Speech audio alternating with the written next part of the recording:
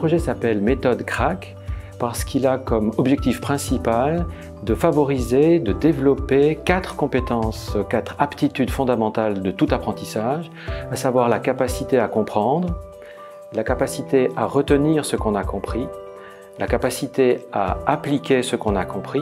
Si l'étudiant ne va pas au-delà de ce qui se passe après l'examen, et s'il ne fait pas quelque chose pour maintenir à long terme, mémoriser à long terme ce qu'il a appris, tout disparaît relativement vite. C'est pour ça qu'il y a cette 4e aptitude qui est la capacité à consolider ce qui a été compris, retenu et appliqué. D'où la méthode Crack.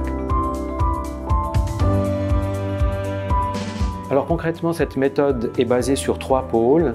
Il y a un premier pôle qui est un ensemble de questionnaires. Il y a un MOOC pédagogique que j'ai développé. Et enfin, il y a toute une série d'activités, d'outils réflexifs et métacognitifs qui sont utilisés régulièrement en classe. Par exemple, utiliser des outils qui permettent un feedback immédiat. On a développé cette méthode dans l'optique d'outiller nos étudiants en difficulté, de reprendre certains fondamentaux méthodologiques, comment on organise son temps, comment on change ses représentations par rapport au savoir. Et toutes ces questions sont fondamentales pour nous et le projet Crack s'inscrit dans cette problématique globale.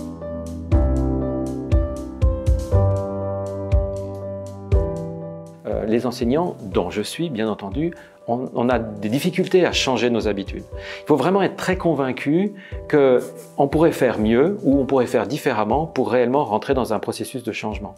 Ce que nous avons voulu mettre sur pied, en tout cas ici, ça ne s'apparente pas à des méthodes disruptives, c'est plutôt une sorte de continuité douce. Ce qui fonctionne le mieux, évidemment, c'est prendre le pouls, prendre la température de la situation, motiver les gens, leur montrer que ça a du sens, qu'il y a une plus-value pédagogique, et leur dire que nos étudiants ne sont pas des cobayes et ce qu'on expérimente, on l'expérimente en mettant des garde-fous méthodologiques, éthiques et pédagogiques quand même très forts.